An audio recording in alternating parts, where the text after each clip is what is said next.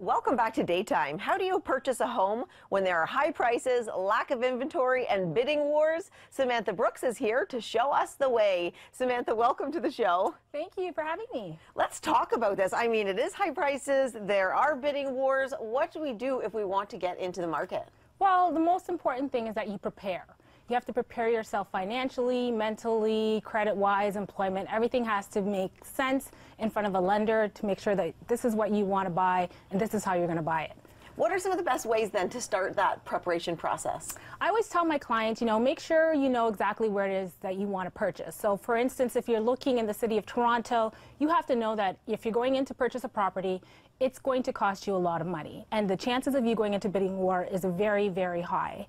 Therefore, make sure that you have a strategy. And I always tell people, you know what, start low, bid high, know your maximum capacity, and go from there. That's one of the ways that you could prepare yourself for a major bidding war in the city of Toronto. When it comes to the suburbs in Ajax or Pickering or Whitby, there may still be a bidding war. They may not be as bad as the ones in Toronto. As you know, you may or may not know, but Toronto, when their bidding wars occur, they're going over $200,000, $300,000, $400,000 over asking. What? Yes, okay, no, I didn't crazy. know that. Yes, it's really crazy out there right now. In the suburbs, it's not so bad. Like you may go over $30,000, $40,000, $50,000, $60,000, which is not as bad as Toronto, which makes it, not to say really more affordable, but it's a lot less risk. When did this start happening? These bidding wars started? Earlier this year, but they actually were happening a few years ago, but it wasn't as predominant as they are now. It's really bad now. It really is. So because it is so bad right now with the bidding wars, does that also mean that it's a bad time to get into the market? It's not a bad time. It all depends on what you value and what's important to you. For instance, right now I have a family who's looking to purchase. They live in Toronto and they're willing to move to the suburbs, to Ajax, because they need more space. When they first bought their property, there was only 3 of them. Now there's 5. So they're like, you know what, we need more space and we're willing to go out a little bit further to get that home that we want.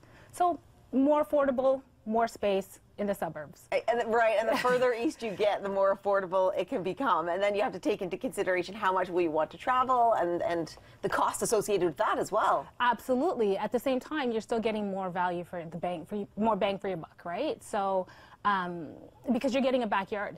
In Toronto, you really don't get a backyard, right? And you have kids, you want the kids to have somewhere to play, you just need more space. And in this situation, there's actually 3 adults, and there's a mother who's the older mother, and then there's 2 sisters with each one of them have 1 child.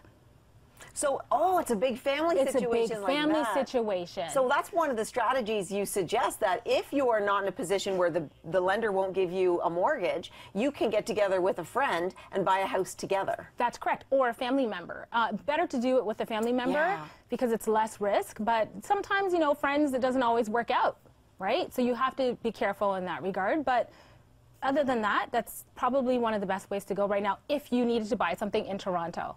What makes you look good to a lender so that when they're looking at your paperwork and they're determining this is somebody I will give money to or somebody I will not give money to, how can you look the best you can? Right, that's an amazing question, and I'm so glad you asked that, honestly, because a lot of people don't know this answer. And what it is your credit report is so important.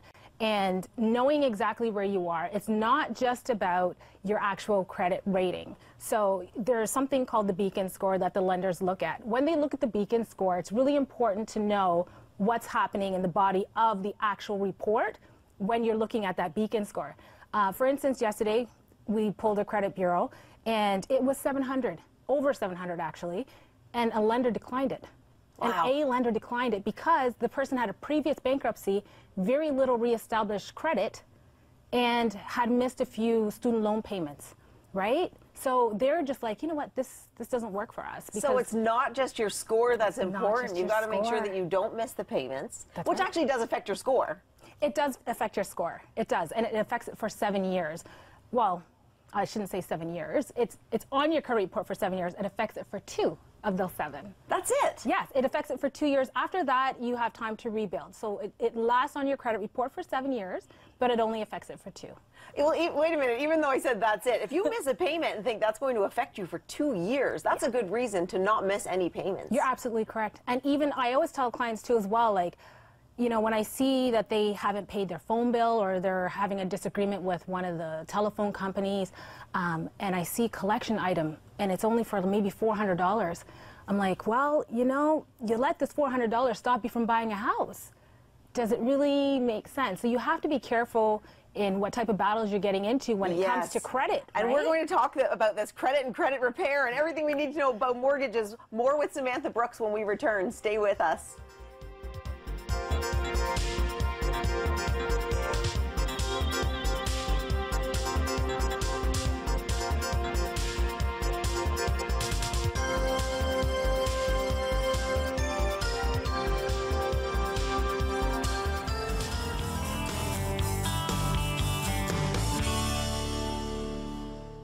Welcome back to Daytime. We are with Samantha Brookes on mortgages, home ownership, and so much more. Because I say so much more because there's so much to this.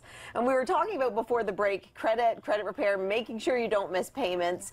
And what about employment? So when they're looking at your paperwork, a lender, where does employment play in? So employment is so important. What we look at is we look for longevity and stability.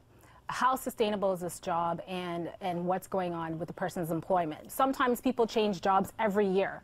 The lender is going to actually frown upon that because they're going to say, you know what, this person is not stable. Will this person be able to afford a home in the long run? Right? So they pose a risk at missing payments because they're not stable with their employment. The lender likes to typically see 3 years. 3 years. If there's anything less than that, they're going to request 2 years of notice of assessment to see that you actually have a continued income.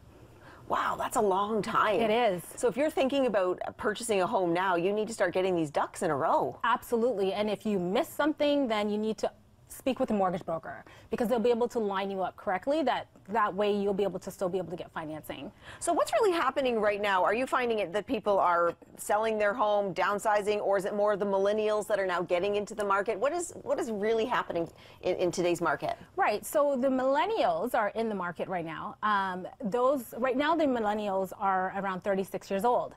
Previously they were about 30, but because of the house prices, they're just feeling that they're not prepared right now.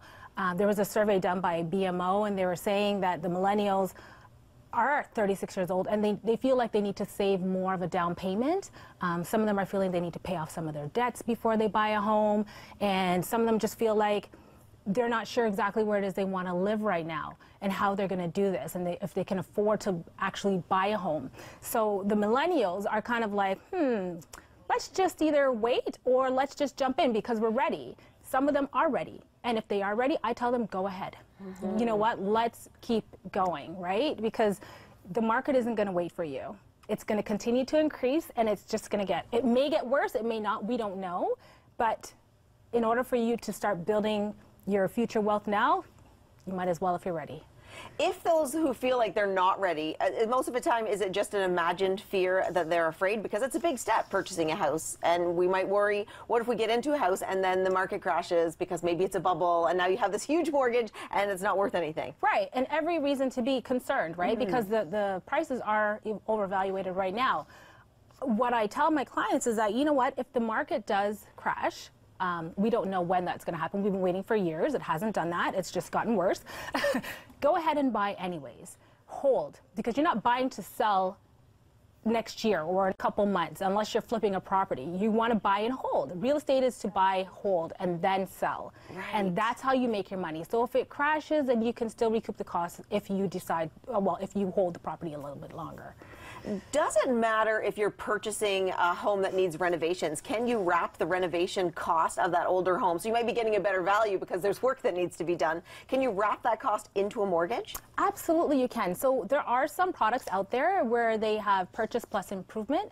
Not all lenders offer that, but they do offer that up to $40,000.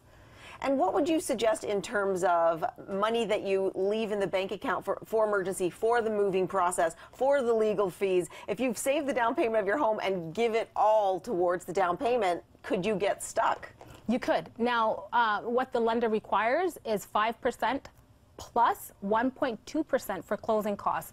That's all on the A side of lending, meaning that if you have great credit and everything goes through a traditional bank, it's 5% plus 1.5% of the closing costs. It's good to know because sometimes we're not thinking in that way. No. And a lot of people miss the mark on that. But you know what? You have time from the time that you purchase to when you close, depending on how much time you've given yourself to actually get that money into the account, or maybe get a gift from a family member or parent, just to make things work, because the bank wants to see that money in your account 90 days prior to the application date. What is the down payment that we need to have? It's 5% usually if everything is straightforward. Okay. So if it's a $400,000 purchase, it's $20,000. Right? For the additional closing costs, it's 1.5% of that, so $5,500. And so what about also if you were to say, maybe I'm afraid of getting into this, if you were a single person, for instance, but you think, I want to get into the market. Maybe you're a millennial thinking it's a good investment, I want to start young. What about ideas of renting out a room in your house or actually getting a home with a finished basement? Do you have strategies on things like that? Yeah, I mean, those are great ways in order for you to be able to afford your property. I mean, it's just like purchasing a property, a home. You just have to make sure that you're able to get a renter, and once you have that space, if you do what you need to do, you'll be able to get a renter, right? I tell people, you know, sometimes you have to renovate your extra space in order for you to get the right renter into your house, so you're not at risk. But yeah, most definitely, that is an option out there for the millennials. Well, thank you so much for being here. I know that you've gotten many of our viewers excited of the possibilities of home ownership. Thank you very much. Thank you so much for having me. Up next, everybody's fitness. Stay with us.